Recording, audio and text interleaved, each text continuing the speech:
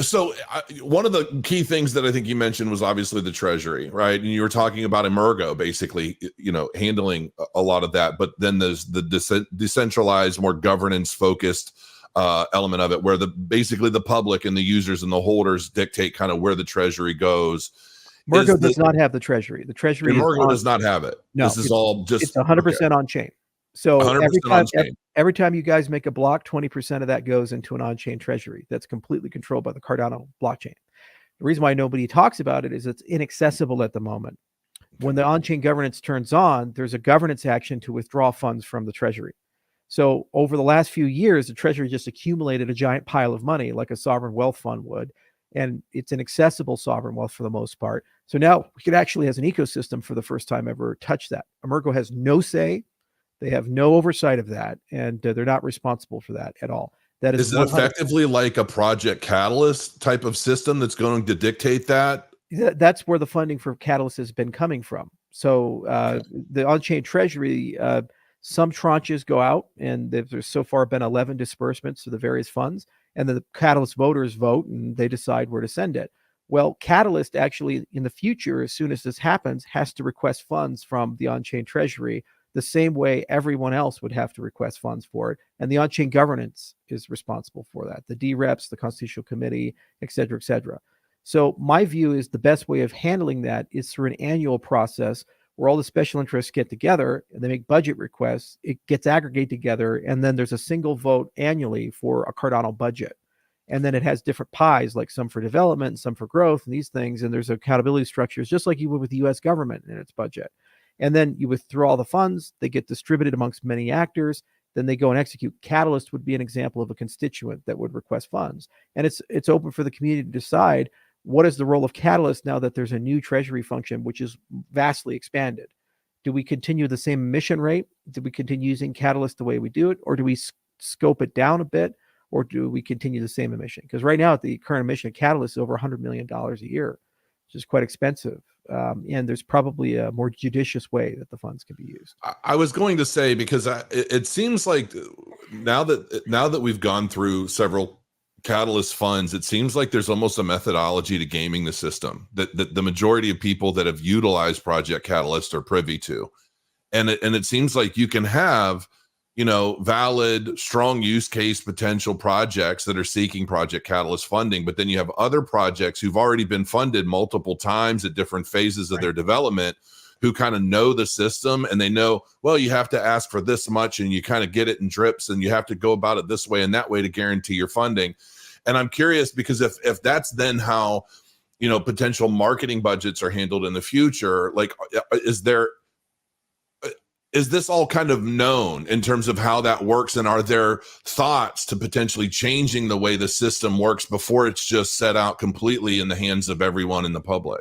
Okay, so by definition, because the voting system is changing, Catalyst is no longer in charge of the treasury disbursements. Now, that's being done by SIP 1694 in the Chang hard fork. All the things that are coming in, that means there's DREPs now that you vote for, like stake pools. There's a constitutional committee. There's a whole different governance structure.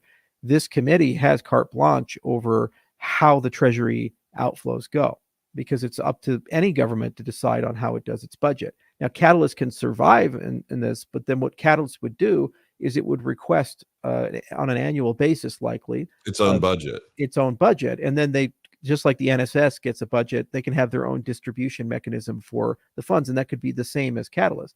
But here's the difference. Catalyst is no longer going to be the end-all be-all where every aspect of Cardano funding is under that. It has to scope in, because the annual budget will have different institutions to fund for development, potentially for marketing and growth hacking, and whatever have you, even regulatory funds or these types of things. So it's entirely possible, if the community wants, we could have a discussion about, for example, setting up some marketing funds to do conference sponsorships and growth hacking and hackathons and these things, or what have you. And it's the same with anything, and they can have a completely different governance structure behind it and a different accountability structure. That's music to my ears, personally. You're not the first to have grievances, and with any outflow, there's always a positive side. Like, a lot of great projects have been funded by Catalyst, whether it be NAMI or the vast majority of dApps we have, Block, Frost, whatever, they receive Catalyst funds. But the problem is because it tries to be everything to everyone, what ends up happening is it gets a bit diluted. So in my view, what needs to happen is it needs to be less expensive, so not the same level of outflow, and really zero in to a collection of things that Catalyst can do very well. And we use a different governance structure with different processes now that we have a much more powerful voting system to basically handle the annual budget process. The other nice thing is if people aren't doing their job, you can fire them. When you have an on-chain governance system, people are accountable, and they have to be transparent and publish KPIs about what they've accomplished. If there are delays or issues, then the on-chain government, just like any on-chain government, can say, we're just going to defund that organization and give the contract to somebody else. So there's much tighter accountability that exists. Just like the government does. Exactly. Well, a good government like Switzerland would do. Unfortunately, right. The U.S. government doesn't ever fire anybody. They just create more agencies. True. Yeah. Touche. Yeah.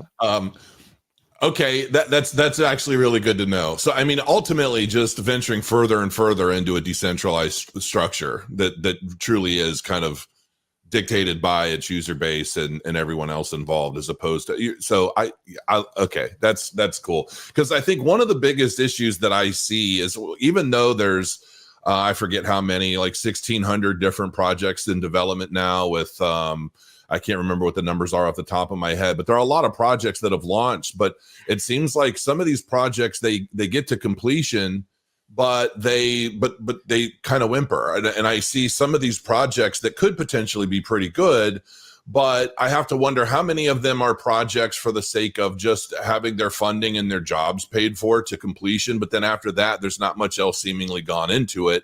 So they don't have a lot of marketing to really continue building the adoption on the chain. Right. And so, yeah, I'd like to see some of that kind of transition out of where we are now. And not on top of that, the number of applications that we're seeing being launched, I'd like to see that grow further, building upon, the user base. Yeah. And also you need a whole ecosystem. So you need like incubation acceleration. So they have a much easier time getting into venture capital, and they get equity financing for their ideas. You need a lot of people to do consulting with growth hacking and marketing and branding, because a lot of these small guys are technically very good, but they don't really understand what's required for that product market fit. You need the capacity for fail fast and for people to merge. One of the things that we noticed is that there's a lot of replication of effort, and it may be the case that it's better for people just to work together. Like, for example, there was NFT XLV and Rare Evo, and we're like, guys, this makes no sense for two events to be a month apart, and they're totally different management. Is there some way that they could merge together? And with a little bit of a push, they figured that out. And I think it's much better for the ecosystem as a whole. We're at a certain scale where we can tolerate a certain level of diversity, but it doesn't make sense to do 15 or 20 of the same thing. What ends up happening is like 90% of them die. And so that's the point of getting really precise about ecosystem hacking, is you need to have a governance system that has the ability to encourage things to get in the right buckets, and for the people who are good at things to work with other people who are good at complementary things. And then when they're together, their failure rate goes much lower. You're going to have failure. Even all startups, like 90% fail in the first 5 years. Right. So there's no way to get around that. It's like if John Doerr and Sequoia and these other things can't get that success rate improved, and they're the best in the business. Like Doerr did 192 IPOs, and he's helped fund Google and Apple and all this other stuff. It's like, come on, guys, you're not going to win that one. So you have to accept failure, but what you don't want to do is have unnecessary failure, where it's a failure because of unnecessary competition, or a failure because of ego or founder issues or dishonesty or misintegrity or rug pull. And so good governance structures help remove the unnecessary failures inside the system. They also allow you to open up spectrum of partnerships and allow people to responsibly do things. Like there's a lot of Cardano ventures that want to go cross-chain, because Cardano is kind of an economic island, and they want to go cross-chain because it brings investor inflow into Cardano. That makes a lot of sense to me. In fact, yesterday I talked about this idea of a project index, where if you create a smart contract, it could auto buy the top 50 untapped tools of tokens in Cardano. And then you can create an asset from that. And then that could be sold on DEXs as an example. And you could list that on Solana and Ethereum and other DEXs. And it would allow those ecosystems to get an exposure to the Cardano ecosystem. You couldn't do it on Solana because Solana doesn't work right now. Well, it'll work through 1/4 of the time. So you could do these types of things, and that's great because it connects us economically. And our projects as an ecosystem do that for us. So cross-chain should be encouraged where and when it's possible, but there's a right way to do it and there's a wrong way to do it. And if they do it in the wrong way, it actually moves people from Cardano elsewhere and it drains liquidity out of our ecosystem. So if you have some standards and good governance, I think that can all be sorted out. And unfortunately, the ecosystem as a whole has not done a very good job of that. This is where a lot of the criticism of Emergo has come from historically, is that there seem to have been better ways, and other ecosystems like Solana and Polygon seem to have done those things slightly better.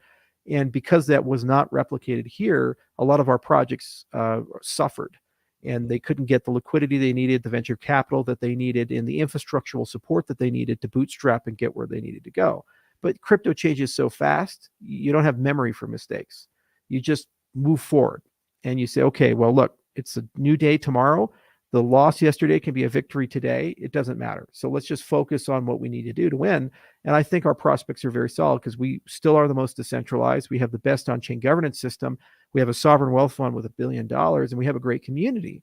These are foundational things that are immutable. They're not going to change on us. They're here, and they're able to do a lot. They just have to be used wisely and judiciously. So we have to look to the past for where mistakes were made, and look to our competitors and friends for where they've done a good job, and blend those two things together. And I think a great strategy can be endorsed by the community as a whole.